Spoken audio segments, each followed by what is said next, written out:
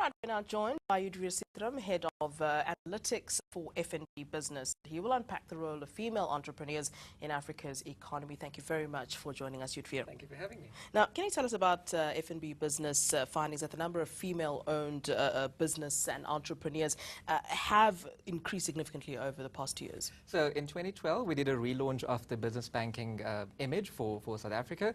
We attracted a whole lot of accounts that came over to bank with us, either from other banks or startup businesses. And there is where we found that we had a mixture of female and male-owned entrepreneurs. And since then, we've happened to see a steady increase in the number of female-owned businesses and female-owned entrepreneurs in our customer base. In your research, were you able to pick out why there is that increase? So the main barriers to entrepreneurship, especially for female entrepreneurs in this country, relate to either social or cultural, economic or legal. So at FNB, we've tried to remove the last two. We've tried to remove the legal barriers to starting a business. So for instance, we have our SIPC registration process, where we cut down the registration time from 9 months to about 3 weeks by taking everything online. And we've also managed to take away economic, call it economic climate conditions from businesses that end up failing. So for instance, at the analytics department, we try to predict what is going to happen to that business in the next 3 months and what can we proactively do to help that business survive and thrive. Now, women entrepreneurs and businesses still struggle, though, to get the same level of support as their male counterparts, as I'm sure is a known thing.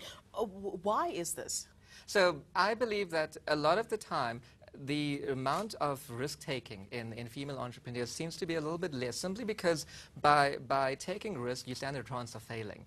And as a result, if you don't want to and sacrifice all of that hard work that you've done and putting your effort into building up this business, you might end up failing for that. So we try to develop solutions and products to help these entrepreneurs to go through those tough times. The first 2 years of any business are the toughest. If we can get you through the first 2 years, then we have a customer for life. Now, business and entrepreneurship is known to be a sort of male-dominated domain. Yeah. Are we going to see that continue for a while, and how will women be drawn into business? So I think in the short term at least that trend is going to continue, simply because as much as we do have female entrepreneurship increasing in this country, a lot of the time we also increase in the number of new businesses out there. So as much as we have more female entrepreneurship in our customer base, we also naturally will have more male entrepreneurship in our customer base as well. So we tend to find that if there is a need, a gap, as we've identified here, to start pushing that to have products and solutions to help female-owned businesses, we are going to have those in the pipeline to end up launching in the near future. Perhaps a bit of a controversial question to ask someone from FNB, but why does it make a business sense or economic sense, really, for you to support a female-owned business? So quite a shocking stat that I read in the one of the government gazettes.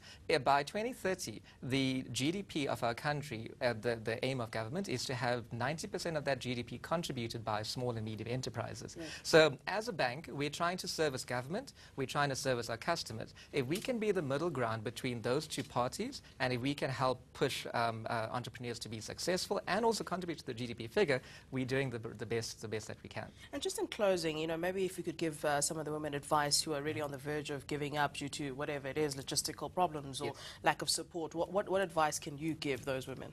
The hardest is the very first step. A lot of female entrepreneurs have amazing ideas, but they don't actually execute that because of the risk of failure, as I mentioned earlier. So I would suggest that at the very first, make sure that your business plan is sound. Make sure that your idea is sound. Once you have that, take that very first step, because you'll be surprised on how you can actually end up growing your business for that. So we are in the process of developing those type of products to help those entrepreneurs come up with good business cases, make sure that the business cases are solid enough for us to retain those customers and have a very good banking relationship with them. All right. Thank you very much, Udvir. Very informative. I appreciate that very much. Thank you very much. That's Udvir Sitram, Head of Analytics for FNB Business, speaking to us in our Johannesburg studio.